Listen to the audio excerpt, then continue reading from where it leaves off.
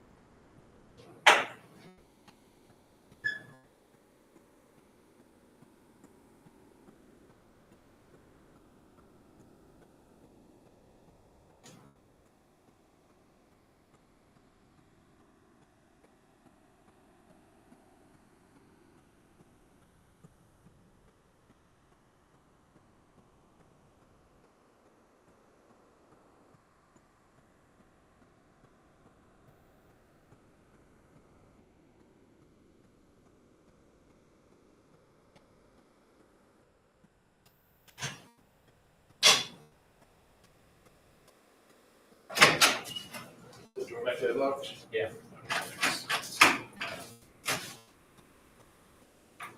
Lock it.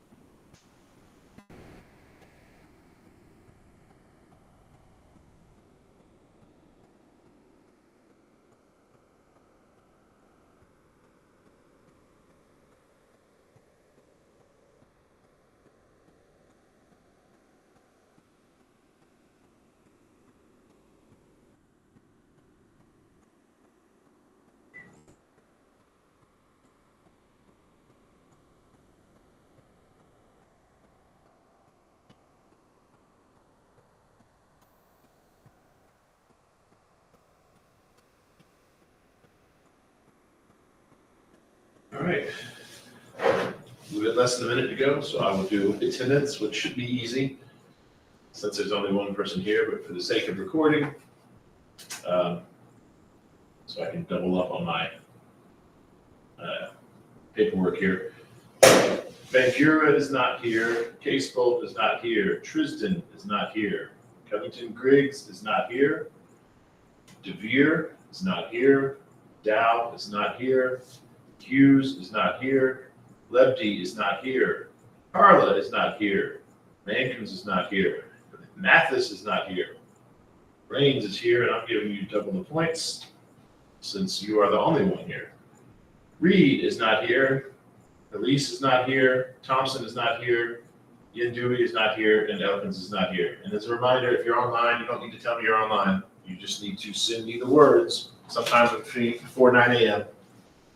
Let's get started.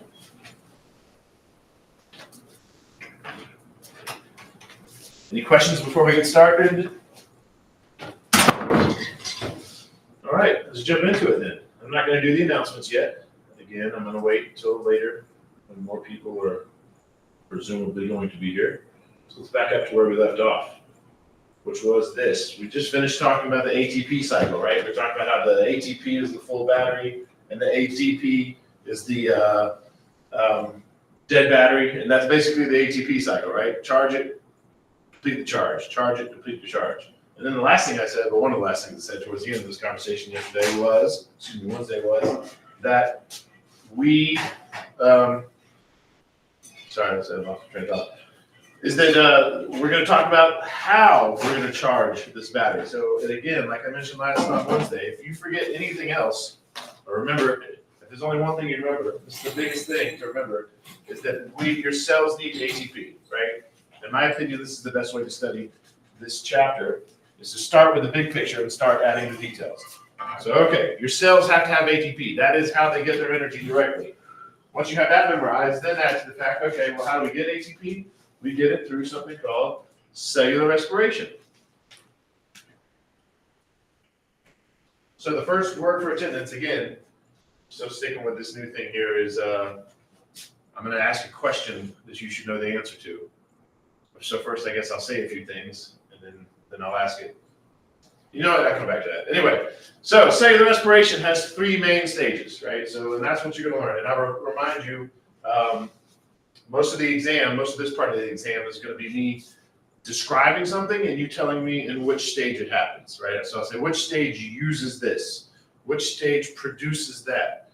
Which stage does this?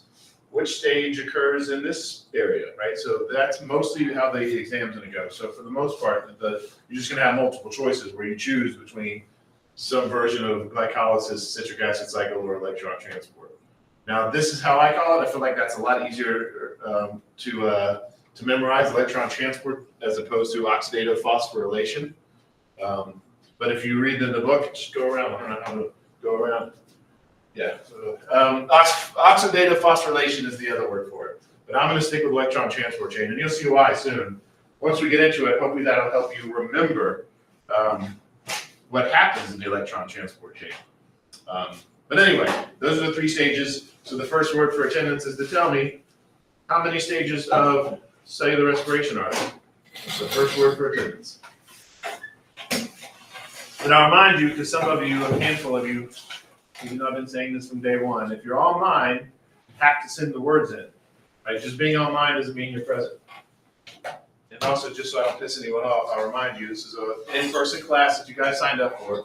You had no idea I was doing had this online backup for you. It's supposed to be a backup, by the way. It was not supposed to meant to be, I do this all the time. But anyway, make sure you send those words in, otherwise you are considered absent.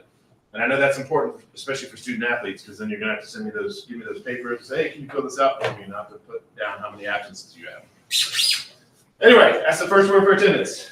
I would ask you if there's any questions, but we're gonna talk about these 3 things individually, so I'm not gonna take questions yet.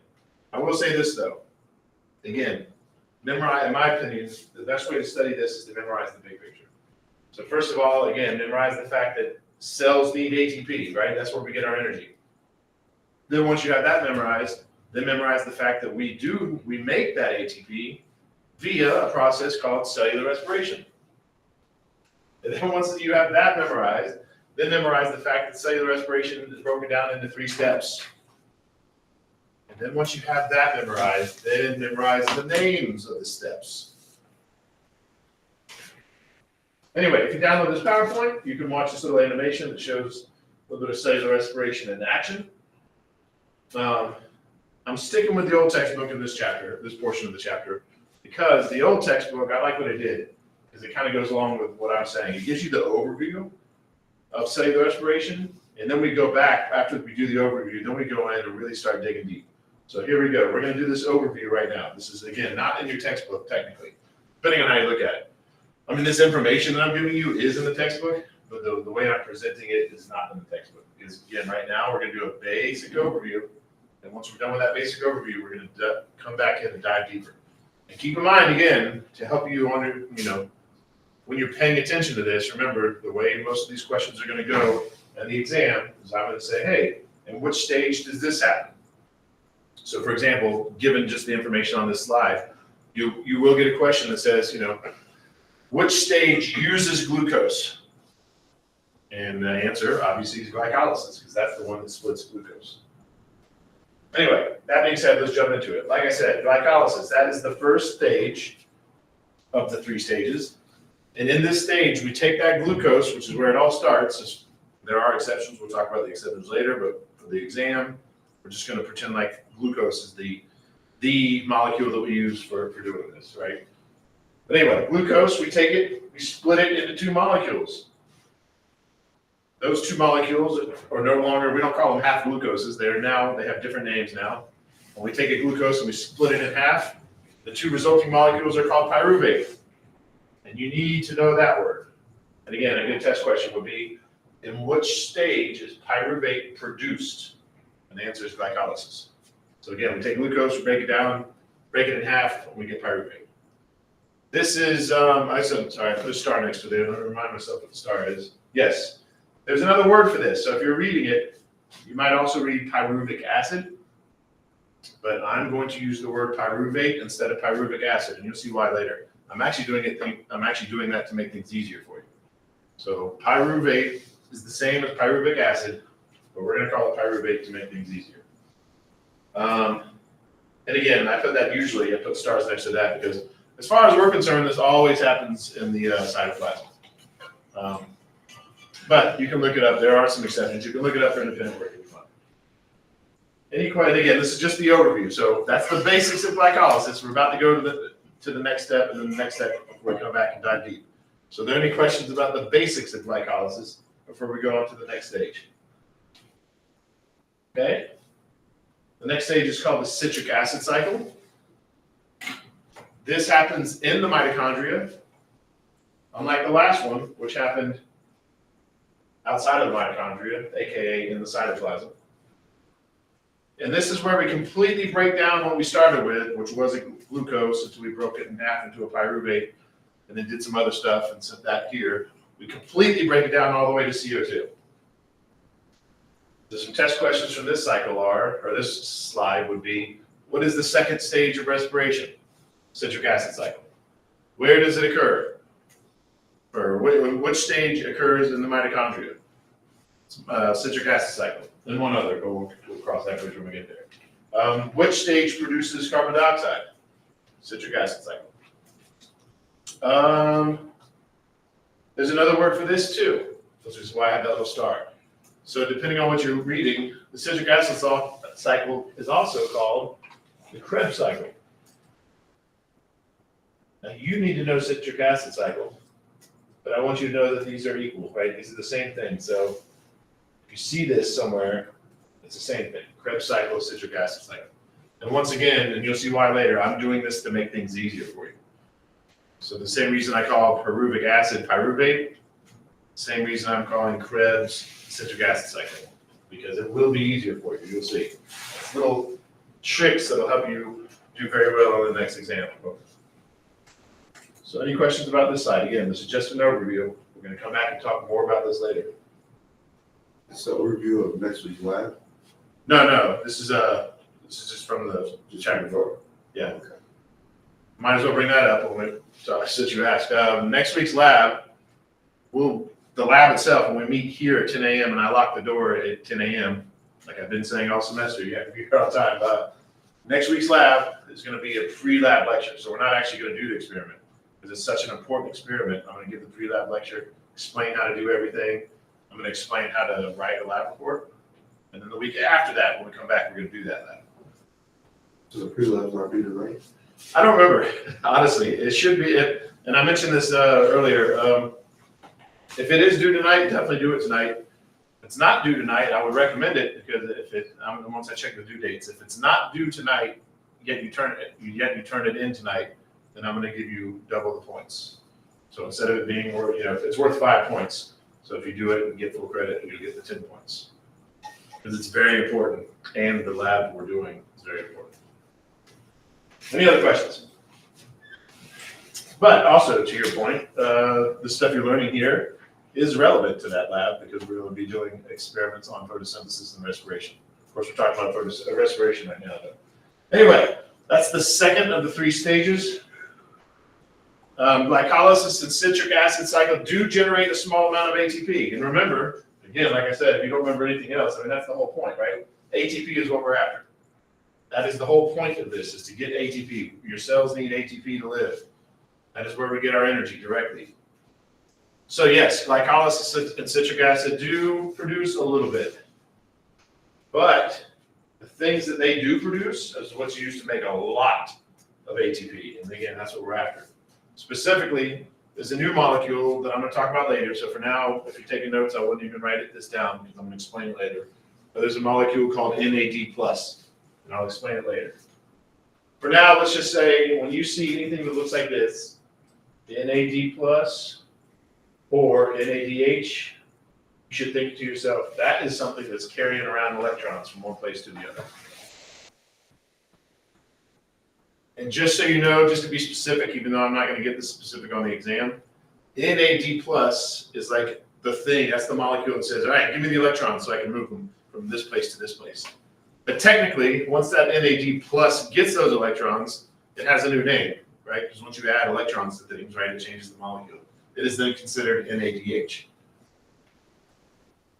So again, when you see a molecule that looks like that in the exam, you should think to yourself, that is a molecule that's shuttling around electrons, it's moving them from one place to the other. There's also 2 other molecules I'm going to teach you about later in this chapter and in the next chapter. And they look similar to this, like literally like the letters and the way they look similar. And as far as you're concerned, they are identical because they are doing the same thing. They're just moving electrons from one place to the next. So again, when you see any word that looks like this, even if the letters are a little bit different, you should think to yourself, that is something that's moving electrons from one place to the other. Speaking of electrons, that finally brings us to the third stage of cellular respiration. Electron transport chain, sometimes abbreviated ETC, or as your book calls it, oxidative phosphorylation. Again, I'm going to stick with electron transport chain, and you'll see why as we move through. This is yet another way I'm trying to make things actually easier for you. I have all these like built-in Easter eggs, if you want to say call it that, but things that'll help you memorize some of this stuff. So what happens here? Well, first of all, what you need to know is about some stuff that happened previously. No, I guess not. We'll stick to what's on the PowerPoint here. In this stage, we have these electrons that have been transferred there with that molecule I was talking about earlier, that NADH, right? So we have all these high energy electrons. They're brought to the electron transport chain. And then those high energy electrons slowly get stripped of their energy. Because like I said, they're high energy, right? A little bit at a time, we're stripping away that energy. And that energy is going to be used to make ATP. Now, ultimately, those electrons are accepted by an oxygen, a molecule of oxygen, and that forms water. So there's some two test questions right there. Which of the three stages uses oxygen? Electron transport chain. Which of the three stages produces water? Electron transport chain. And that's another thing you should always, whether we're talking about photosynthesis or respiration, you should always think of those three things together. Electron, oxygen, and water. Because in electron transport chain, and we're going to talk more about it in detail later, again, the electrons are accepted by the oxygen, which forms water. And then in photosynthesis, it's the opposite. Water is like, hey, here's some electrons. And in the process, that forms oxygen. So it's literally the opposite. So again, that should be like a little triangle, a little trifecta you should think of when you're taking the exam. Electrons, oxygen, and water. Anyway, like I said earlier, these high energy electrons, we strip them away of their energy a little bit at a time. How do we do that? And I'm going to talk about this in more detail later, but there are proteins embedded in the mitochondria. It's those proteins that are stripping away the electrons. For now, that's all you need to know. Later, we're going to talk about how that happens. But for now, just know that there's proteins on the inner membrane, on the inside of the mitochondria. And that's where we're stripping away this energy from the electrons. And again, the electrons are coming from that NADH, right? So to remind you, we are stripping away high energy electrons in the first two stages. So glycolysis strips away high energy electrons. Citric acid cycle strips away high energy electrons. When I say strip them away, what I mean is we're taking them, and then NADH is moving them here to the electron transport chain. Again, like I said earlier in that first bullet point, those electrons come to the electron transport chain. They are ultimately accepted by the water. Yep. Anyway, and that energy, again, that energy that we're using to strip, or that energy that we're slowly taking away from the electrons in the electron transport chain, we use that energy to make the ATP. And again, this is what it's all about. It's making the ATP. Any questions about that? Okay, again, this is still just an overview. Here's the overall equation. You should be familiar with this. You need to know this. The overall equation of cellular respiration shows that glucose and oxygen are basically rearranged to form carbon dioxide and water. Another way of saying that is glucose and oxygen are the reactants, carbon dioxide and water are the products. Of course, the main purpose of this is to produce ATP, because ATP is the main, that's where cells get their energy. Here's the number you do need to know. And again, I'm not big on numbers, so I'm telling you this now. The overall cellular respiration produces about 32 ATP. You need to know that. So whether we're talking about, we're talking about all three stages put together. Glycolysis, citric acid cycle, and cellular electron transport chain. They produce about 32 ATP. You can see here that this picture says about 38 ATP. That's because that picture's not from your textbook. And there's a little bit of disagreement on exactly how many, which is why I stick with the word about. But here's the good news.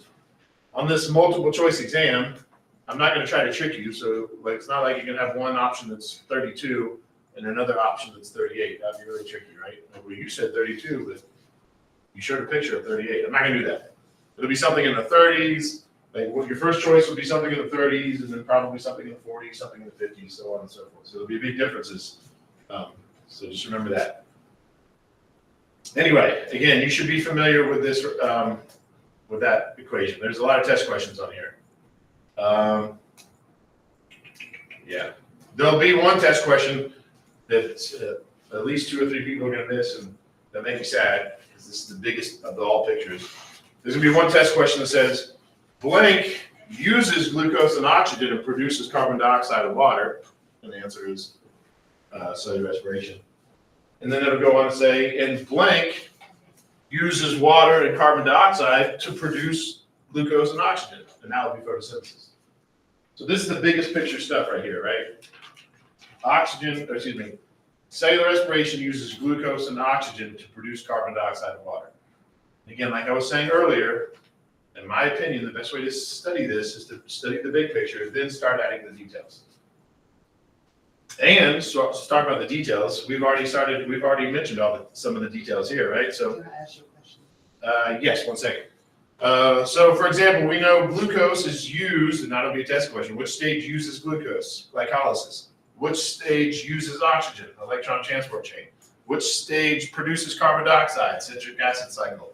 Which stage produces water? Electron transport chain, right? We've already said all that. Yes, ma'am. I was going to ask, why did you suggest to do,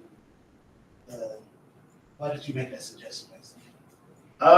Before I started teaching, like when I was a student here, I was a tutor. And I've just noticed that's usually how people learn the best. Because if you just say, I'm giving you all this information, like, 6 oxygens are produced, and like that just usually confuses people. So to me, it's like, memorize the easy stuff, then add the details. Like memorize that glucose and oxygen are used in cellular respiration to produce carbon dioxide and water. Once you have that memorized, then start worrying about where is the glucose used, where is the oxygen used, where is the carbon dioxide used, where is the air produced, where is the water produced. Of course, everybody learns differently. I'm just saying, mostly from what I've seen from students, that seems to be the best way. But if your brain doesn't work that way, then do it however you want to do it. Here's another overview picture, and again, this is still just the overview.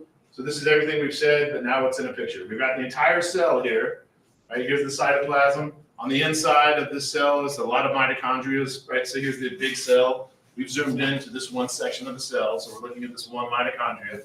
So like we said, and let's look at all these test questions, stuff I've already told you. Which stage uses glucose? Glycolysis. Which stage produces pyruvic acid or pyruvate? Glycolysis. Which stage happens outside the mitochondria? Glycolysis. Which stage happens inside the mitochondria? Citric acid cycle and electron transport chain. Which stage produces ATP? All 3 of them. Which stage produces the most ATP? Electron transport chain. Which stage strips away high energy electrons? Glycolysis and citric acid cycle. Which stage uses those high energy electrons? Electron transport chain. Hence the name, right? Like I said earlier, there's another name for the electron transport chain, but that's why I want to stick with the electron transport chain, because it'll help you remember that the first 2 stages, they're producing a little bit of ATP, but the biggest thing that they do is they strip away those high energy electrons that then go to the electron transport chain, where that energy is then used to make ATP. So again, big overview. So with the big picture out of the way, we can now go back and talk about everything we just talked about, but in greater detail. Once again, I did not do the announcements and reminders at the beginning of the class, because most people are not here at the beginning of the class. So here's your announcements and reminders. The photosynthesis and respiration pre-lab As I mentioned earlier, because I had a great question, I don't actually know if it's due today. It's either due today or next week. And let me explain, like I explained in lab on Wednesday. Next week, when we meet here at 10 a.m. sharp and the doors get locked at 10:01, when we meet, we're going to sit down and I'm going to give you a pre-lab lecture where I explain how the photosynthesis respiration lab is going to work. I'm going to explain those experiments in detail. I'm also going to explain how to write a lab report. That way, when we get here the week after that at 10 a.m. and I lock the doors at 10:01, then you're just going to jump in and start doing those long experiments. And you'll know how to do it because I've already told you the week beforehand. So that's what we're doing next week. And that's also the reason why I don't remember if the pre-lab is due this Friday or next Friday. It doesn't have a date, so It's what? it doesn't have a date on the thing. It doesn't have a date? No, so. I'll look into it. All right. Well, anyway, like I said, regardless, if you do it, I'll look into it. If for some reason it is due next Friday and you just didn't see it yet, then that means I will give you double the points if you get it done by today. So if you get full credit, that'll be 10 points for your pre-lab instead of 5. Anyway, as usual, I'll remind you this week's lab is past due today. Email me if you need the data. Some of you weren't here. Some of you didn't show up at all. Some of you I saw showed up late. I've been saying it since the beginning of the semester. I hate being like I'm being a jerk here, but I've been saying it from the beginning of the semester. You have to be on time to lab. It's not fair to your classmates for you to walk in and have no idea what's going on.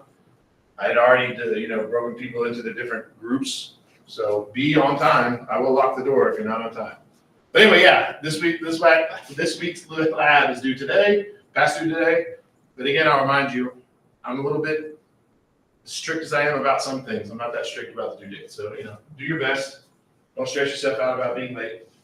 If you want to, this goes for everybody, but especially somebody who was not in this week's lab, meet me online for office hours.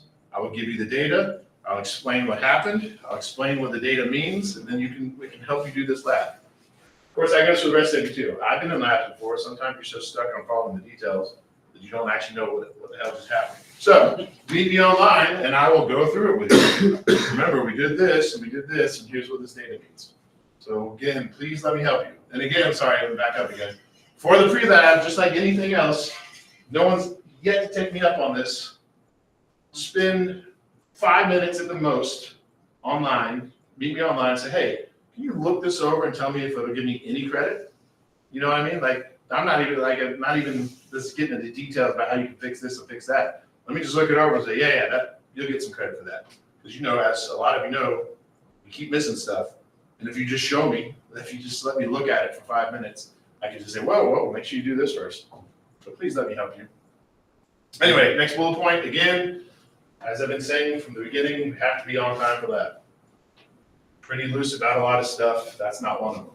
It's not fair. In some cases, it's dangerous if you don't know what you're doing. Shit, some people, pardon my French, some people who were here from the beginning still don't know what they're doing. So imagine if you're one of those people who are just lost and then you come in late, wouldn't be good for you or anyone else. And then finally, something else I've been saying all semester, but I've been seeing problems with it. Attendance. This is an in-person class. If you got signed up for an in-person class, you had no idea that I had recordings and live streams. And I said at the beginning, try to be here, but if you can't, try to join us online, watch the videos.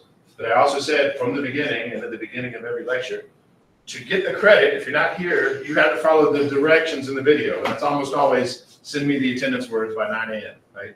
So there's some people who have been technically present 3 times. So just because you're logged in doesn't mean anything, right? You have to send those words. Anyway, any questions about these announcements and reminders? Heard a noise and make sure we're still recording. Wouldn't that be ironic? Oh, we have a hand raised. Was there a question? I might be able to hear you.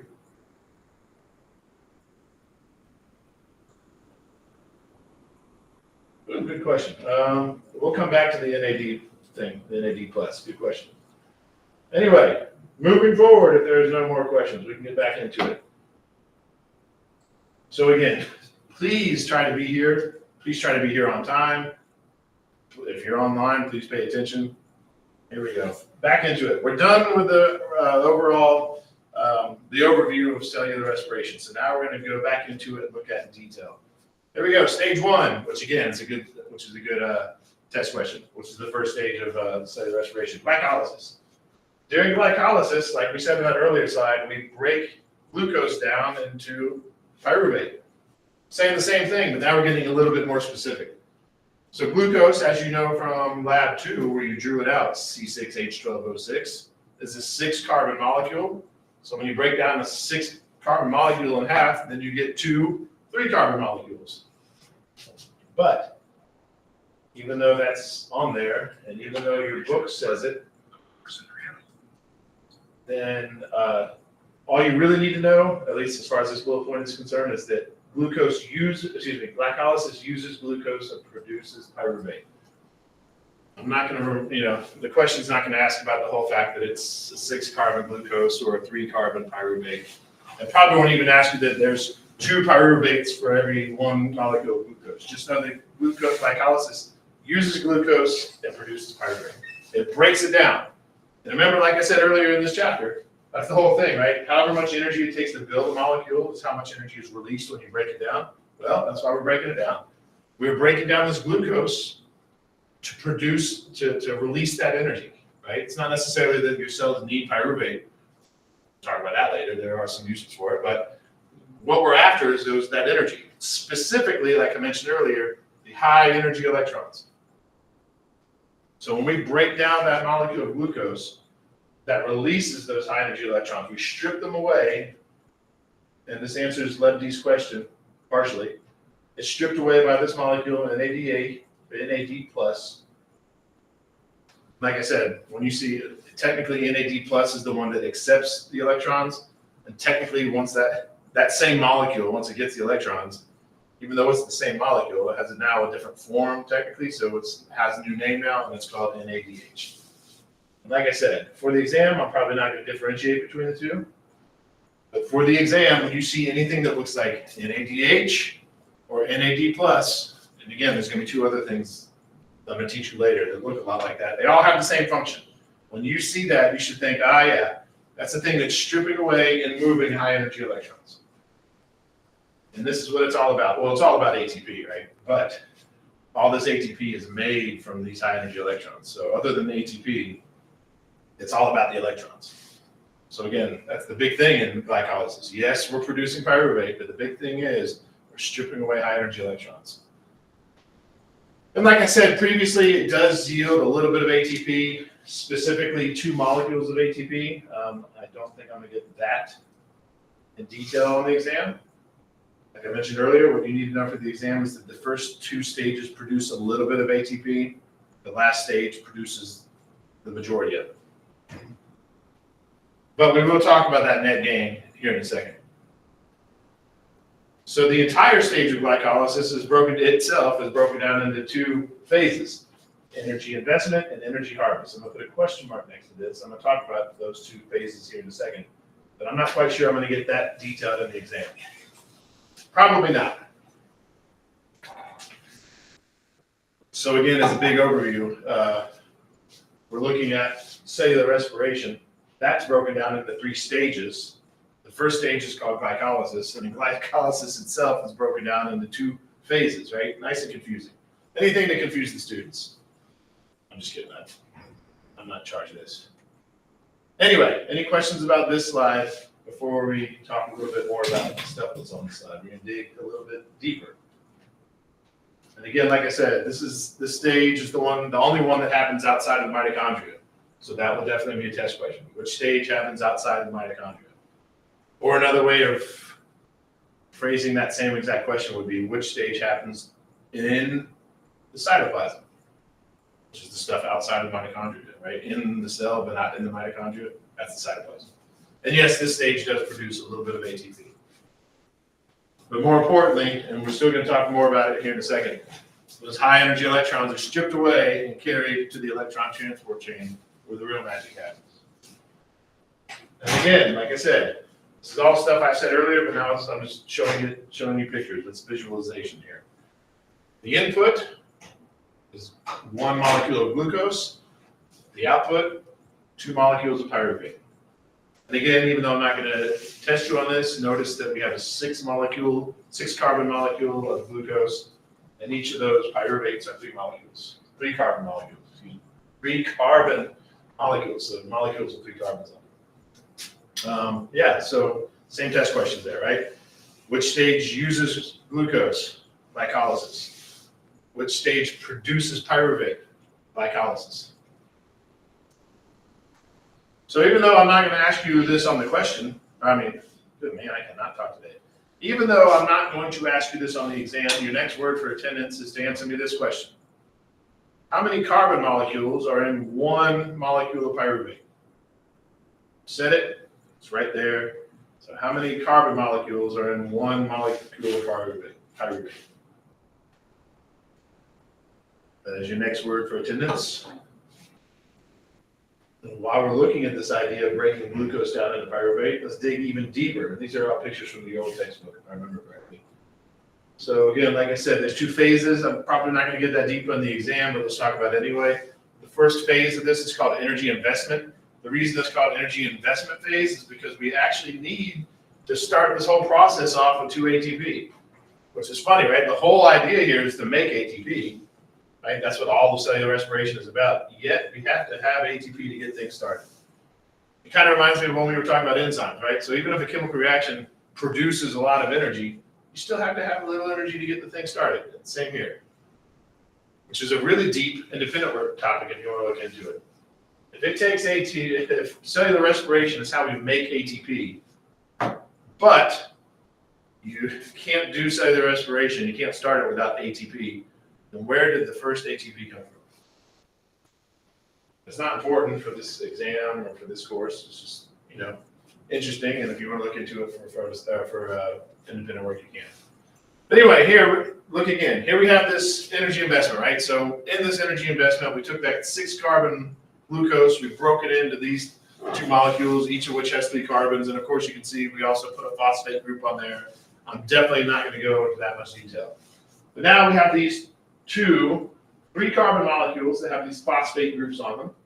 So now we go into the energy harvest phase. So now we can strip down these molecules and strip away these high energy electrons, which is what we're really after, right?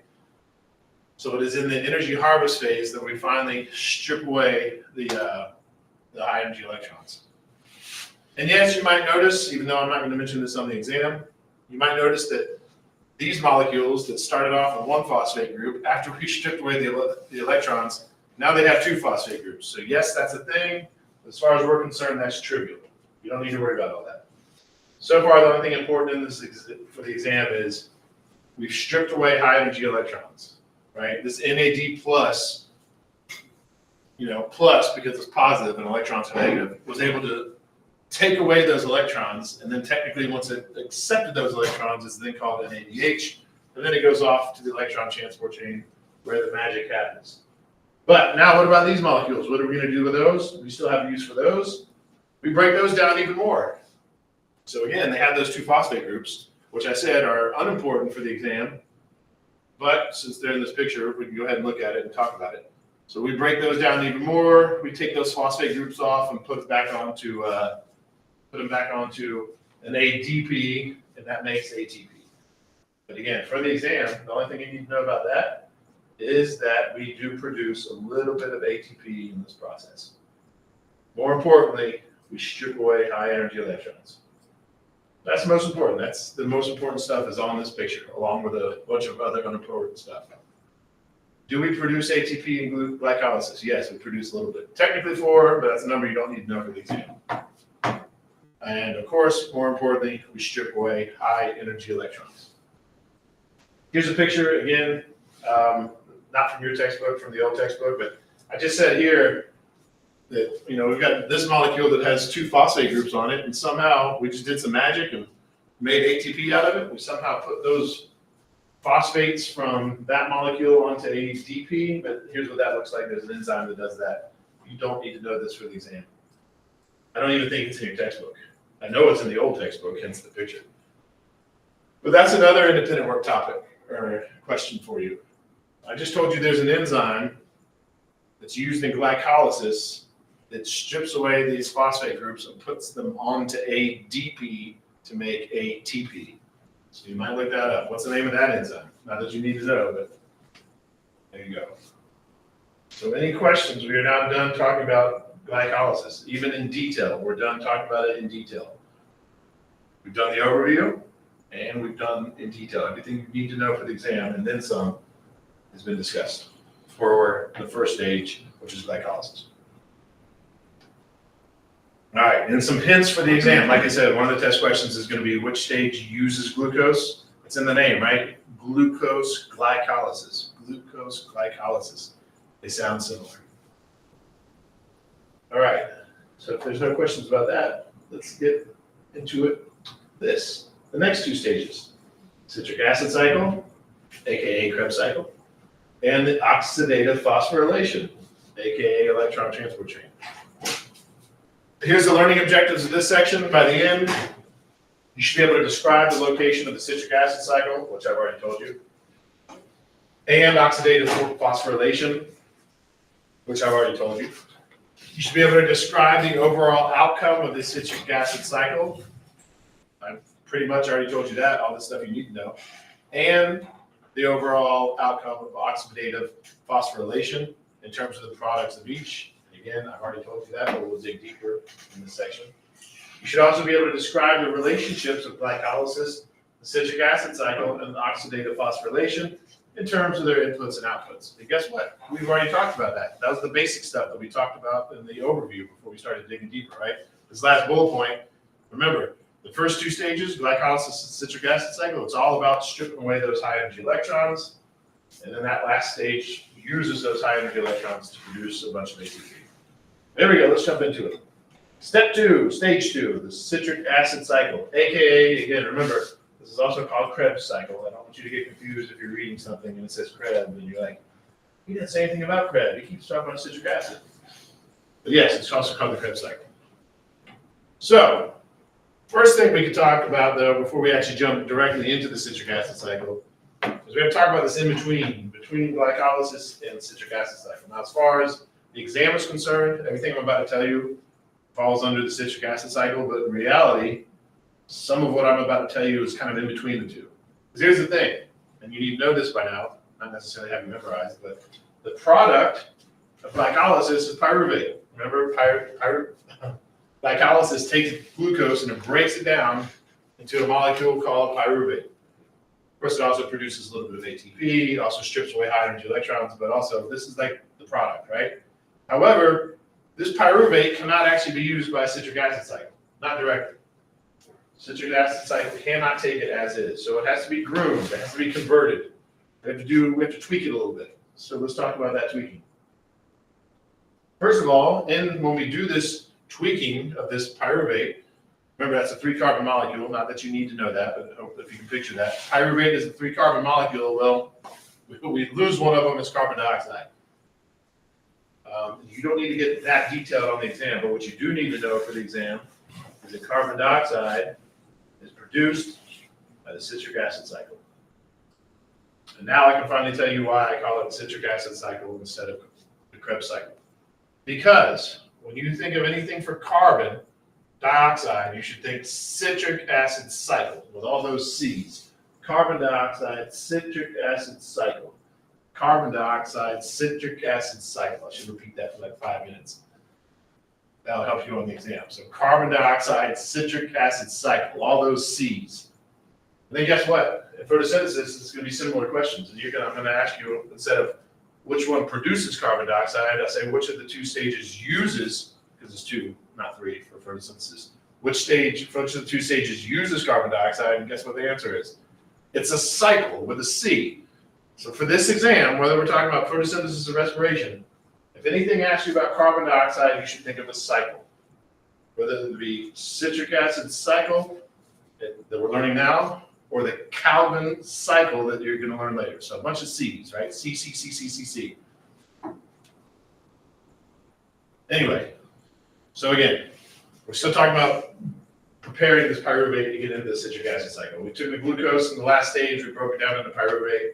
We take the pyruvate, we've got to get it into the citric acid cycle. One of the things we need to do is, I guess you could say, make it smaller. I'm not saying that was the purpose of it, but we're making it smaller by losing one of the carbons as carbon dioxide. Technically, once you lose that, that one carbon, like I said, you now have a 2-carbon molecule. And that 2-carbon molecule is called acetic acid, and you do need to know that. And that, I don't even think is in your textbook. So this is one of those few times I'm giving you information that might not be in your textbook. What you don't need to know is specifically that the acetic acid was made by taking pyruvate, taking a carbon off of it. You don't need to get that detailed. The way this test question is going to go is, which of the 3 stages is associated with acetic acid?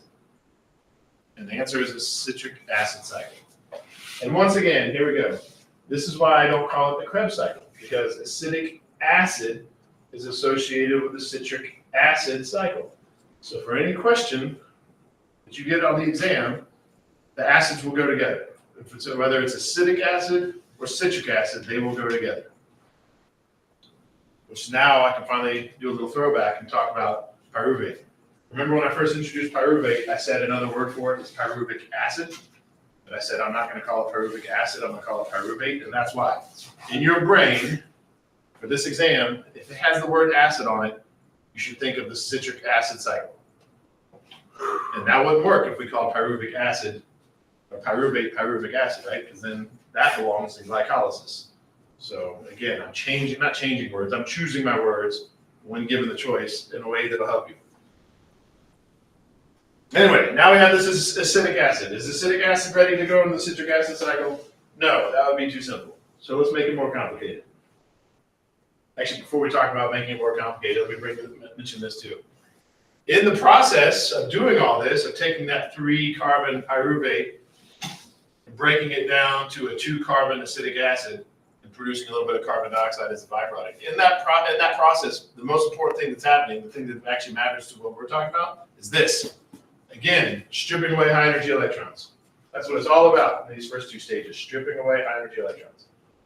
And yes, technically, like I just said, we are stripping away high-energy electrons when we go from pyruvate to acetic acid. But all you need to know, because I'm not going to get that detailed into the exam, what you need to know is which of the 2 stages uses NADH to strip away, or uses NAD plus to strip away high-energy electrons, and the answer is glycolysis and the citric acid cycle. Right? I'm not even going to get this detailed on the exam. Just know that it's the first 2 stages that are stripping away high-energy electrons.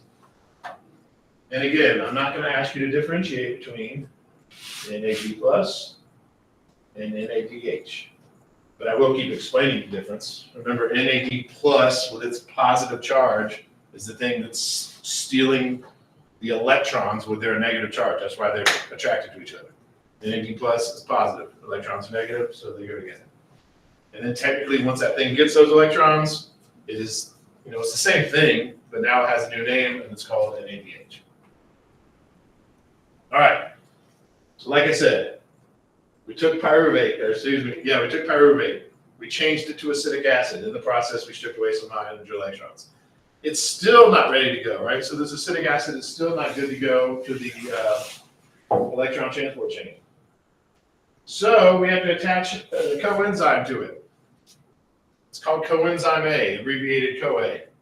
And when you put the coenzyme A and you attach it to acetic acid, that thing is called acetyl-CoA.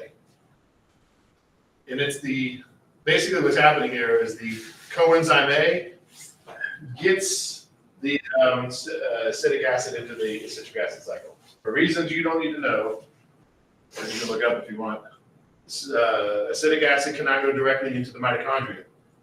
So we need this coenzyme to kind of help it in. You don't need to know that much detail. And anything on this bullet point that I might maybe ask is I might say, which of the 3 stages is associated with acetyl-CoA? And if I do ask that, somewhere else on the same exam is going to be that question that says, which of the 3 stages is this associated with citric acid? Hopefully you remember, okay, acetic acid, so it must be a citric acid cycle. And then hopefully you can remember that acetic acid and acetyl-CoA go together. They even sound similar, right? For a reason, right? Because acetyl-CoA is just acetic acid with the coenzyme A attached to it. So again, big picture as far as the exam is concerned. Which of the 3 stages produces carbon dioxide? Citric acid cycle. Which of the three stages is associated with acetic acid? Citric acid cycle. Which of the three stages strips away high energy electrons? Glycolysis and citric acid cycle. Yeah. So a lot of information on there, but not much that you need. Or I should say, a lot of it is more than you need. Any questions about this? All right, once again, big picture stuff. Citric acid cycle happens inside the mitochondria. It produces ATP, and we strip away high energy electrons that are then taken to the electron transport chain. But we're not done talking about citric acid cycle. As a matter of fact, technically, we haven't even talked about the citric acid cycle. So far, everything we've talked about is taking that pyruvate that we got from glycolysis, that glycolysis produced, and getting it ready to get into the citric acid cycle. So here we go. Again, another picture. This one is from your textbook. This is a visualization of everything I just said. We have the pyruvate, which your textbook calls pyruvic acid, but I'm not doing that because it'll make things easier for you. We break it down. In the process of breaking it down, we lose a carbon and carbon dioxide. We're stripping away high energy electrons. We're left with acetic acid. Acetic acid still can't go to the citric acid cycle, so we attach a coenzyme to it, which leaves us with coenzyme A. Now coenzyme A is able to go into the mitochondria where we can actually start the citric acid cycle. And basically what happens in the citric acid cycle, and I'm going to give you a lot of details, but there won't be this many on the exam. We're taking that input, which is the acetic acid, right? So once the coenzyme A got it into the mitochondria, it kind of went and did its own thing. So we're back to acetic acid here. So at this point, we take that acetic acid, and we break it all the way down. All the way down. And in the process, just like the last thing we talked about, in the process of breaking it all the way down, as far as we're concerned, it's the same things that are happening. We're stripping away high energy electrons. We're producing carbon dioxide. But in this case, we also produce a little bit of ATP. So again, nothing new, or there's not much new here. Same stuff, just a different part of citric acid cycle. Which of the three stages produces carbon dioxide? It's the citric acid cycle, right? Which of the three stages produces ATP? All three of them, including the citric acid cycle. Which of the three stages strips away high energy electrons, captures energy by stripping away high energy electrons? Citric acid cycle. Now, here's a new word, a new thing for you. FADH2. Like I said earlier, if you see anything that looks like NADH, your brain should say, that's the thing that's moving electrons from one place to another. And then I told you there's two other molecules I'm going to teach you about. And as far as we're concerned, they're the same thing because they do the same thing. So here's the other one. It's something called FADH2. Look at that. Those things look exactly alike. Well, not exactly. Obviously, not exactly. They're so similar, though, right? You could easily get that confused in an exam. The good news for you is you do not have to differentiate them in an exam. In the exam, if you see anything that looks like this on a test question, you just think, yeah, that's a thing that's moving electrons. That's all you need to know. That's an electron carrier. That's the thing stripping away and moving electrons. Anyway, again, all the carbon atoms that entered the cycle in acetic acid as fuel are now accounted for as carbon dioxide and a fluorocarbon acceptor molecule, which is recycled. You don't need to know that last bullet point either. I'm going to show you a picture to show you how that last bullet point works, but you don't need to know it for the exam. From this slide, what you need to know for the exam is that citric acid cycle produces carbon dioxide. It's the only one that produces carbon dioxide. Citric acid also produces a little bit of ATP. They all produce ATP. Citric acid cycle and the one before it only produce a little bit. The citric acid cycle, we're stripping away high energy electrons, just like we did in the previous one, and we're using these molecules to do it. So, again, the next slide is going to be a picture of this. But before I show you the picture, are there any questions about what's on the slide right now? Oh, shoot, it's 8:51. Okay, sorry, guys. That's it. The last word for attendance is late. Not even a question. The word is late. Sorry, you guys get a little extra credit for being late, for me being late.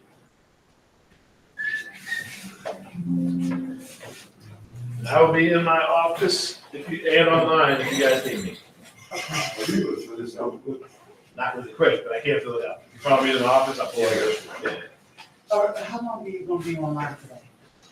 Hopefully until 2, but my kids have a 3-hour early out, so we'll see. Did I say 2? Yeah. Definitely until 12, hopefully until 2.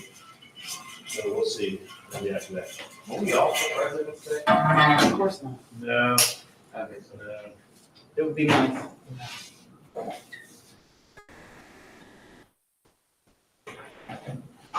I forgot about that. Everything's good as government. Sorry I was late.